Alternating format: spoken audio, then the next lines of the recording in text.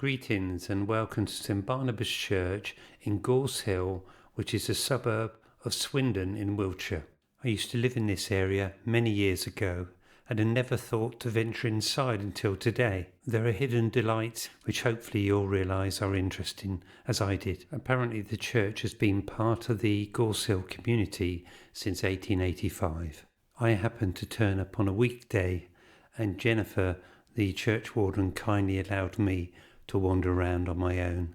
She was also very helpful in explaining about the murals, which we're about to see shortly here.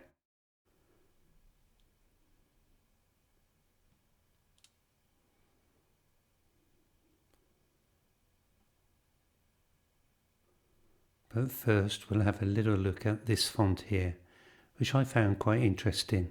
Clearly it isn't very old, relatively speaking, but I found it quite well designed.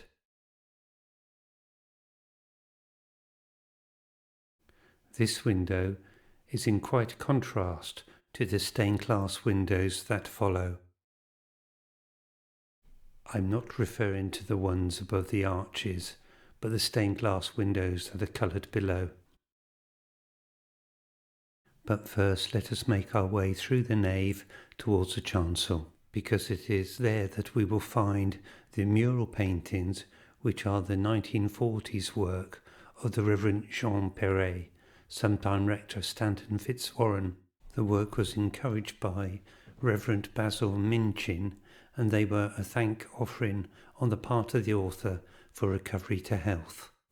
I will put a link in the description below to extensive information regarding the mural. There was music playing in the church most of the time I was there, so to avoid any copyright issues, I've muted the whole of my movement through the church, but perhaps it is an opportunity to enjoy the quietude.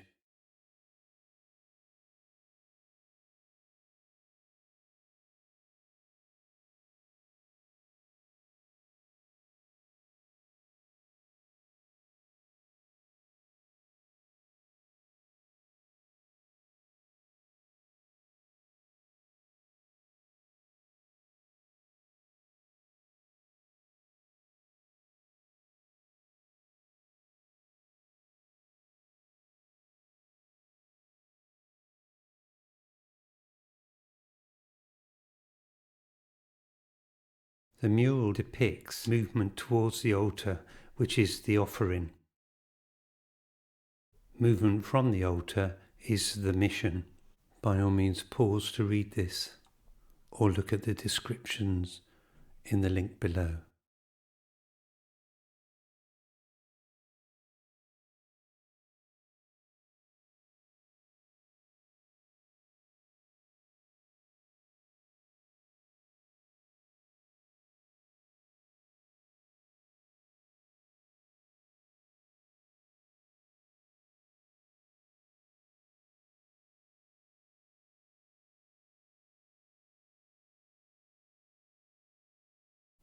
I don't wish to offend, but to me, looking at some of the mural, it reminds me a little bit of some of the political artwork that the Russians did in the 1940s and 50s.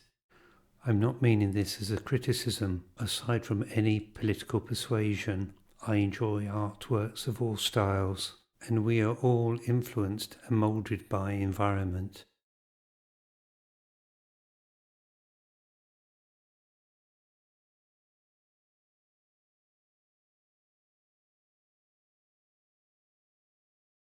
If we didn't realise it, below the ombre is the symbol that informs us we are within a Catholic church.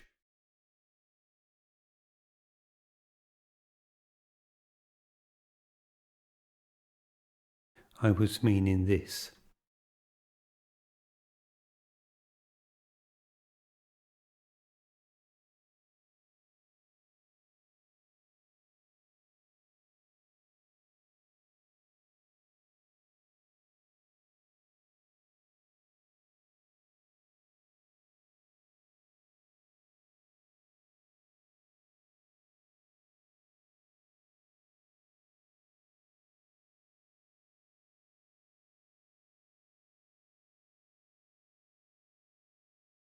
Let us now enjoy the view from the pulpit.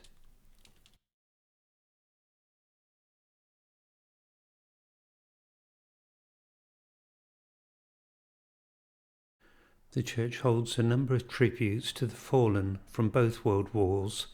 These include a wall plaque listing the names of those lost from the local area, 2 stained glass windows, and a wall tablet in memory of individual soldiers, as well as a hanging rude sculpture of Jesus on the cross inscribed with the words, "My peace I give to you." Fans of stained glass will be interested to view the series of windows dedicated to the 12 apostles, as well as the circular window depicting the crossing of the Red Sea, which was designed by the architect of this building, John Perret. Swindon.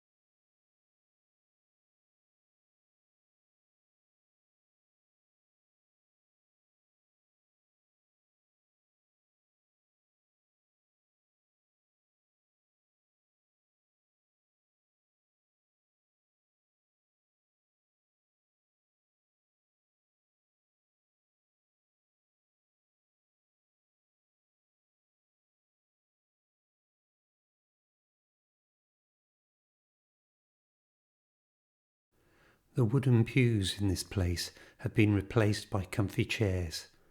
An area has been created to serve refreshments in church, and I noticed there appeared to be homemade products there for purchase.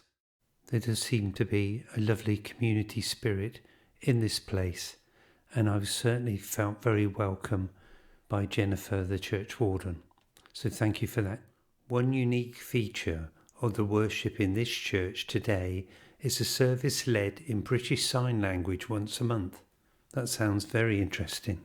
What is also interesting is that although the church building is of course a place of worship, memory and community, it is also a place where stories of local people can be found in works of art, records and memorials, and in activities and conversations.